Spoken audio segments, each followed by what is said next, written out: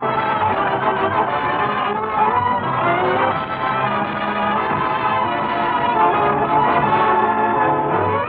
Benny with Murray Livingston, Phil Harris, Rochester, Dennis Day, and yours truly, Don Wilson.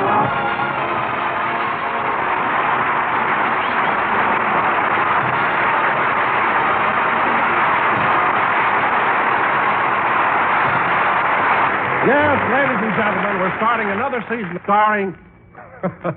Now, isn't that silly? After all these years, you know who's the star of the program. So let's go out to you-know-whose house in Beverly Hills and... Uh-oh, there's an express truck turning the corner into guess-whose street. Hey, Joe, whose trunk do we deliver next? Just a minute, I'll look it up in a book. Hello, what do you know? The next trunk goes to the star of the program. Who's that? Who's that? Hyman. Hyman, look at me. Oh, what's the matter? You said the next trunk belongs to the star of the program. And all I said was, who's that? Hyman, after all these years, you don't know who? Well, For your information, Hyman, the personality of whom you don't know is who happens to be a star of stage, screen, radio, and television, and makes personal appearances all over the world. Paris, France, Amsterdam, Holland, Brussels, Belgium, Glasgow, Scotland. Yeah, and when he was in England, he was one of the biggest sensations to ever appear at the Palladium Theatre in London. He was not only held over for 3 weeks, but every time he walked out on the stage, the audience stood up and cheered. how do you know? Well, he's got a clipping pasted on a trunk.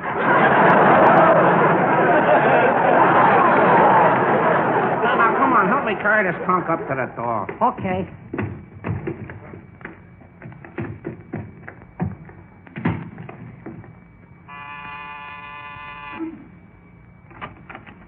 How do you do, gentlemen?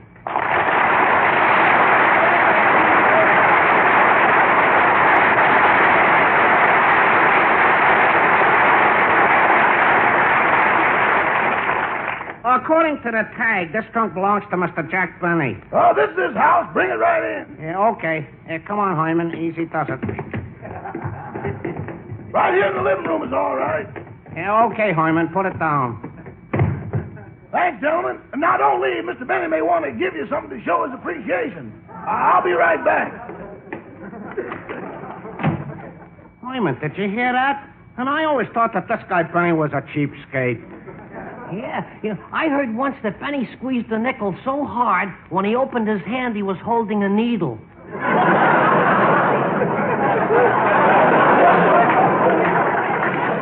Yeah, boy, he must have a grip like that. Well, here you are, gentlemen. I told Mr. Benny that you delivered his trunk, and here's a $5 bill for each of you. Wow! Well, I never expected a $5 bill. I'm going to show this to all my friends. That's what Mr. Benny wants you to do. His picture is on it.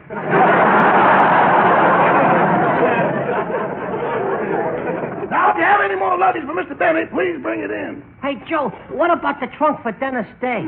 Dennis Day? Oh, yes, Mr. Benny took him to London with him. Why don't you leave it at Mr. Day's house? Well, we stopped by there and nobody was home. Well, gentlemen, if you like, you can leave Mr. Day's trunk here.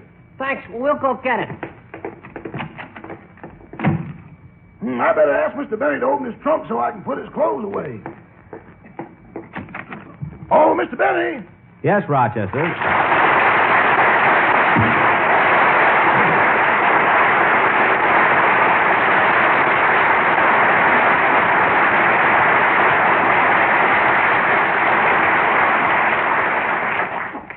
Boss, if you give me the key to your trunk, I'll put your clothes away. Okay, I got it right here on my keychain. Let's see, that's my wardrobe trunk. The key that opens is marked WT. Here's a key marked DD. DD? A desk drawer. LC, linen closet. BA, BA, what does that open? Bank of America.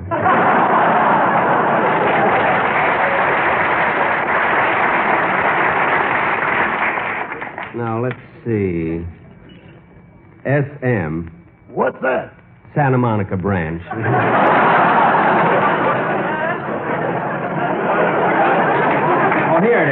Here it is, WT, wardrobe trunk. Rochester, what's this other trunk doing here? That's Dennis Day's. There was no one at home at his house, so they left it here. Oh, Dennis Day's trunk, huh? Rochester, get me a hammer and chisel. I'm going to open Dennis's trunk. But, boss, you can't do that. That's invasion of private property. Never mind. You go get the hammer and chisel. I'll answer the door. Mary! Hello, Jack.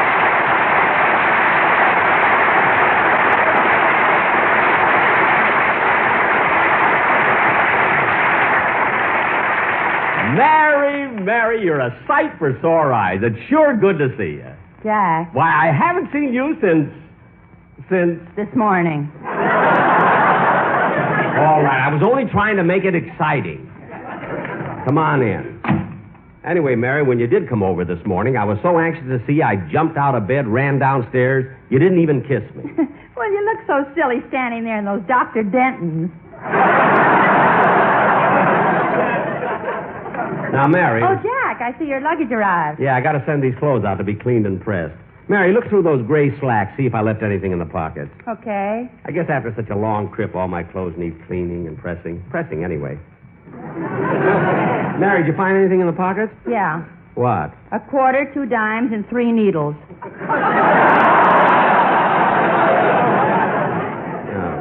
Well, put my slacks on the chair.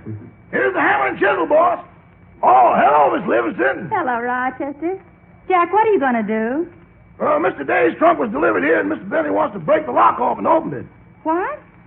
Why, Jack Benny, of all the nerve, just because you took Dennis to London with you, that doesn't give you the right to open his trunk. Mary. How would you like it if somebody forced the lock and went down into your vault? It wouldn't bother me. Those alligators would tear them to shreds.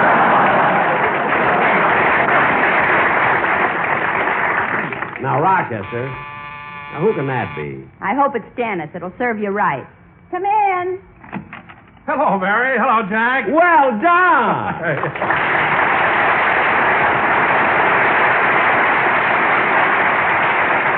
Well, Don, it's good to see you. Good Thanks, to see you. Jack. It's good to see you, too. It's been a long time now. Rochester, what are you doing? I'm moving Dennis Day's trunk into the closet. Leave that trunk right where it is and hand me that hammer and chisel. Jack, what are you going to do? I'll tell you, Don. Dennis Day's trunk arrived from London, but the expressman delivered it here, and Jack wants to open it. What? Why, Jack, you've got a lot of Never nerve. mind. Just stand back. Jack, how can you be so stubborn? There. I broke the lock. Rochester, help me open the trunk. Yes, sir. There, it's open. Close it, close it. The light is killing me.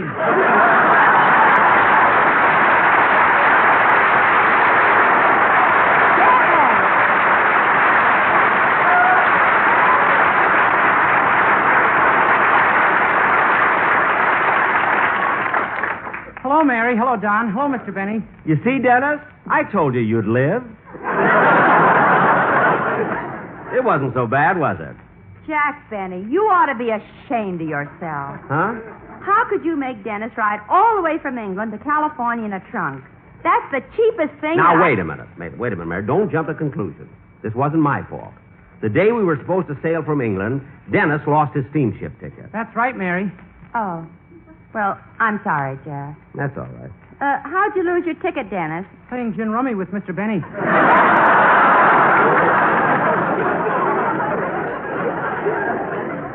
Gin rummy? Yeah, lucky I wasn't blitzed. Mary, stop looking at me. The game was fair and square. Dennis, if you were in the trunk that long, how in the world did you manage to eat? Oh, Mr. Benny took care of that with his water pistol. Water pistol? Yeah, 3 times a day he squirted soup through the keyhole.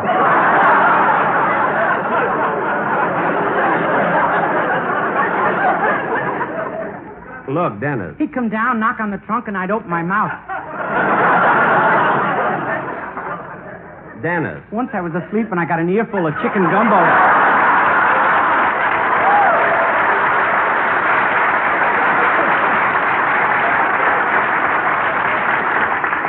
Chicken gumbo? Da-da-da-da-da-da. Good. Cut that out.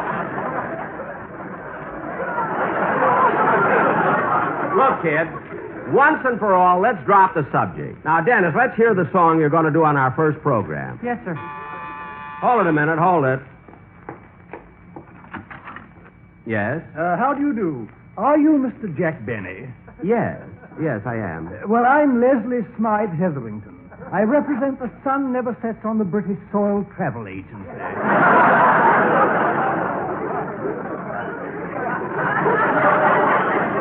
Oh, yes.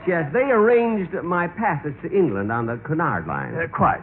And I'm here to give you a refund on the unused portion of Dennis Day's ticket. Oh, good.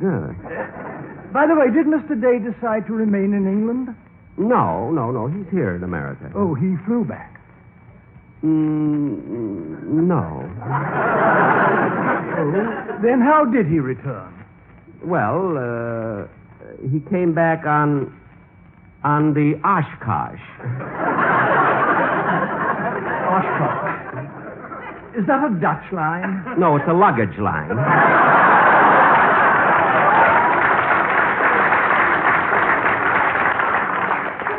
Oh, well, here's your refund from our company. Thank you. Hey, wait a minute. This check is $243. It should be $250. I know. We deducted $7 you owed us. I owed your steamship company $7? What for? Extra soup. Oh, yes. You know, Mr. Benny, with all that soup in you, you must have sloshed quite a bit.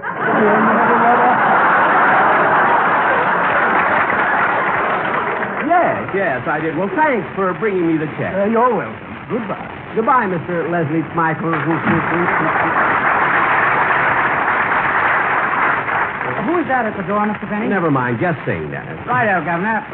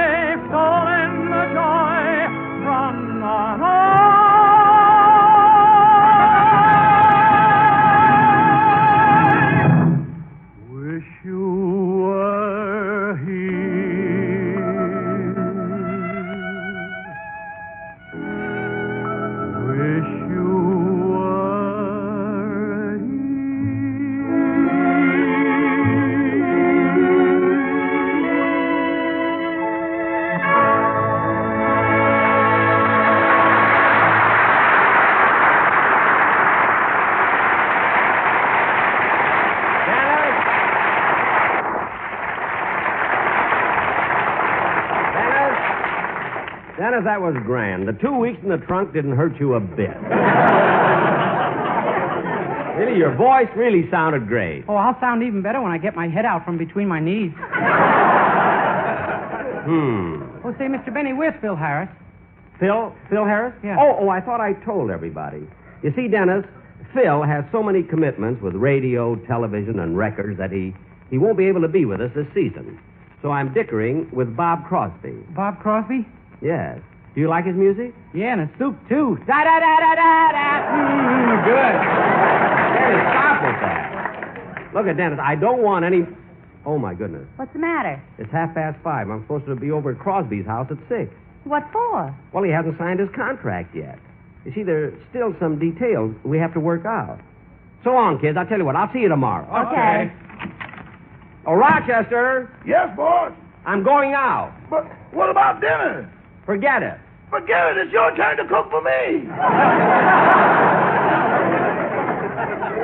Oh, yes, I forgot. Happy birthday. I'll cook it for you next year. Okay. So long, boss. So long.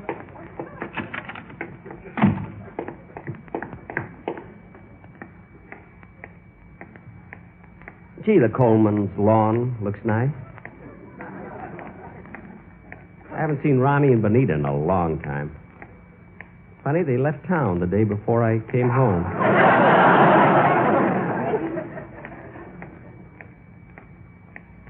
Last year, they went away the day before I came home, too.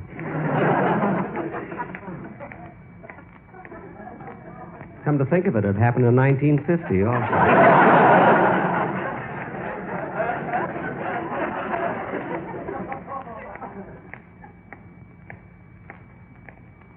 And in 1949.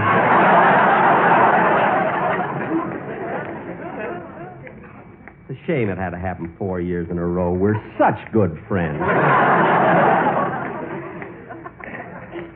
When you say I beg your pardon, then I'll come back to you.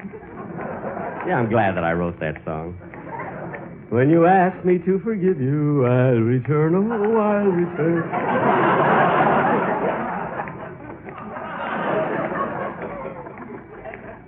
Gee, Beverly Hills is beautiful. So many movie stars live here. Esther Williams has been living across the street for about 5 years. She built the most beautiful swimming pool I've ever seen. I wonder when she's going to build a house.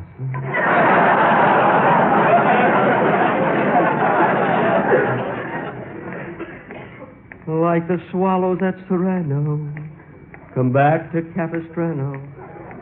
I'm going to make a hit out of that song if it's the last thing I do. For you, my heart will always, always yearn, oh, always yearn.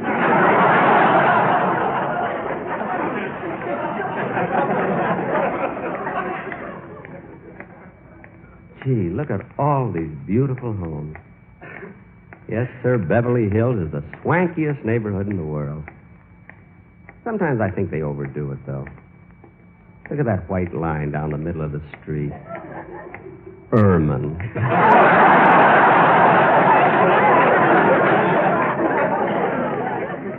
Say, I better walk faster. I'll be late.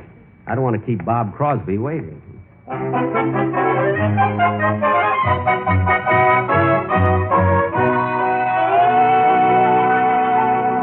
Daddy, are you busy?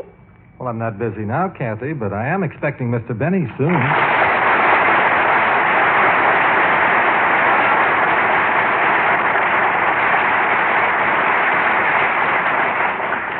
Say, Daddy, you've got a contract to work on Mr. Benny's program this year, haven't you? Well, I haven't signed the contract yet. Mr. Benny and I still have a few details to work out. Oh. Say, Daddy, Yes? won't you feel funny working for a man younger than you are?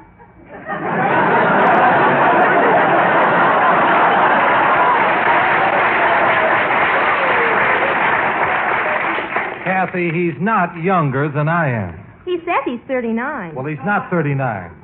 I happen to know his real age. What is Mr. Benny's real age? Well, that's one of the details we still have to work out.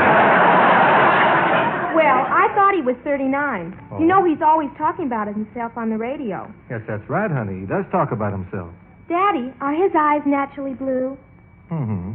Is his hair naturally curly? Ain't even naturally there.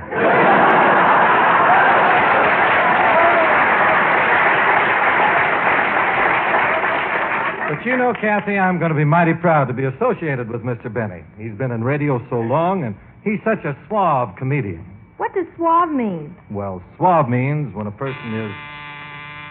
Well, I'll explain it later. Come in. Hello, Jack. Hiya, Bob. Come in, come in.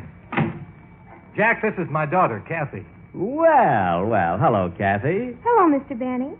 Say, Bob, you have 4 children, haven't you? 5. 3 boys and 2 girls. Well, 3 kings and 2 queens. A full house.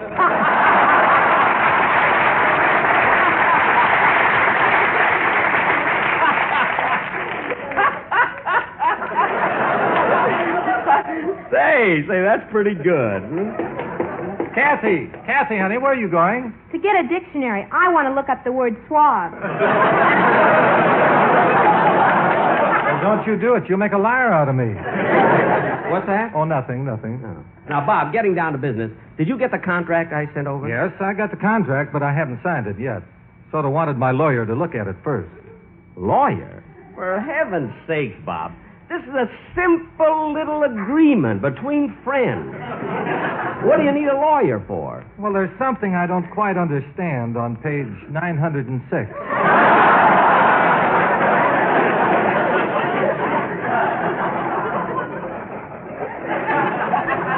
Well, maybe I can explain it to you. Now, let's see. Where's page 906? It's in the middle.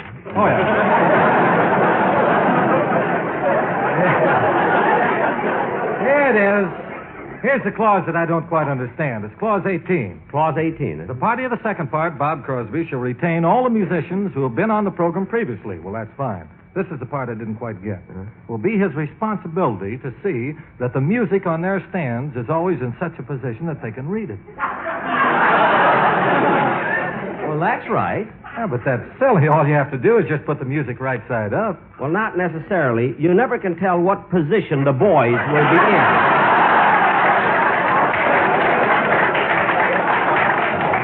Oh, I see. Well, what about clause 21? Bob Crosby will have the responsibility of providing Frank Remley with his 3 Bs. Now, what in the world are Remley's 3 Bs? Banjo, beer, and bail. Not necessarily in the order named.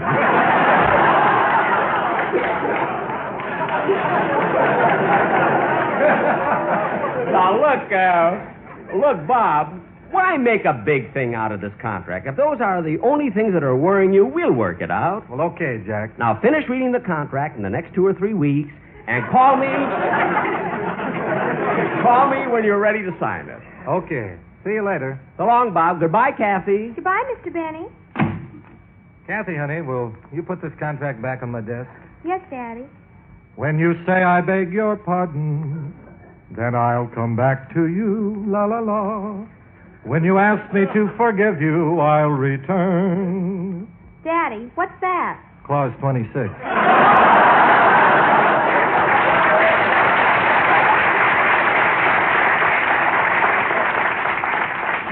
Daddy, you mean? Yes, darling, I'll do anything to send you kids through college. Like to swallow that Serrano, come back to Capistrano.